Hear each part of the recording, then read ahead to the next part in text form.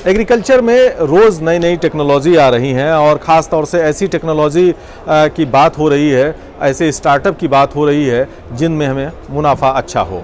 और आज हम जिस सिस्टम के पास में खड़े हैं इसे NFT कहते हैं। और सबसे बड़ी चीज़ है कि इस जो टेक्निक में मतलब हाइड्रोफोनिक्स की जो सबसे ज़्यादा चर्चा हो रही है, इसको आप बहुत छोटे से एरिया में लगाकर मुनाफा कमाया जा सकता है। अगर 10 बाई 10 के एरिया में अगर हम इसको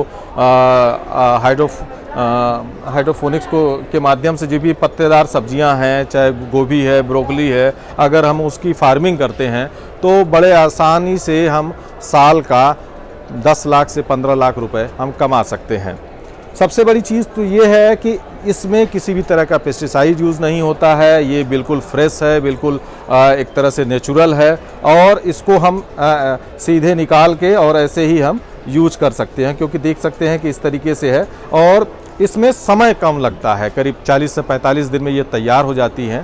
तो कंज्यूमर के लिए भी और मार्केट के लिए भी ये बहुत ही जल्दी तैयार होने वाली एक टेक्नोलॉजी है। इसके माध्यम से हम सब्जियों को तैयार कर सकते हैं। तो ये एक जो एग्रीप्लास्ट कंपनी के द्वारा ये यहाँ पे एक तरह के किसानों के लिए एक डेमोन्स्ट्रेशन किया गया है।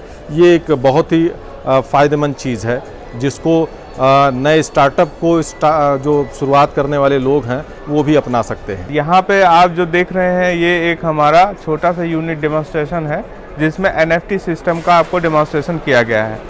NFT का फुल फॉर्म अगर हम बात करें तो न्यूट्रिएंट फिल्म टेक्नोलॉजी, मतलब जो पानी इसमें बहता है इन नलियों द्वारा जाता है और एक पतली लेयर के रूप में इसकी निचली सतह पे मूव करता है और ये ही पानी जिसमें कि न्यूट्रिएंट और सारी चीज़ें डिज़ोल्व होती हैं पौधे की जड़ों द्वारा अवशोषित कर लिया जाता है। ये पानी आगे जा कर के फिर यहाँ से चैनल से होते हुए और इसके आखिरी सिरे से जा कर के वहाँ से कलेक्ट होकर के नीचे पाइपों से फिर यहाँ ड्रम में इकट्ठा हो जाता है।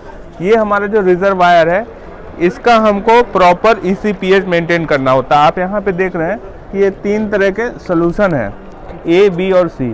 यही न्यूट्रिएंट होता है जिसका ECPH मेजर करके हम इस टैंक के वाटर में मिला देते हैं। ये टैंक का वाटर दिन में 3 से 4 बार 5 बार एज पर रिक्वायरमेंट सर्कुलेट होता है और इस पूरे सेटअप को फीडिंग देता है। या आपका जो भी NFT सिस्टम है उसकी रिक्वायरमेंट के हिसाब से इसको फीडिंग देते हैं। यहाँ आप देख रहे हैं कि ये इंडोर लगा है, लेकिन इसको भी प्रॉपर सनलाइट और चीज़ों की ज़रूरत है जो सामान्य पौधे को होती है।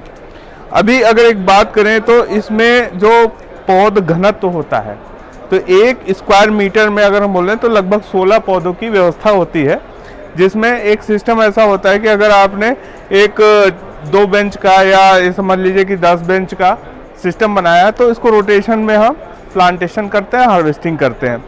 इसका जो प्लांटेशन और हार्वेस्टिंग का तरीका है वो पूरी क्रॉप की लाइफ साइकिल लगभग 40 से 45 दिन की है।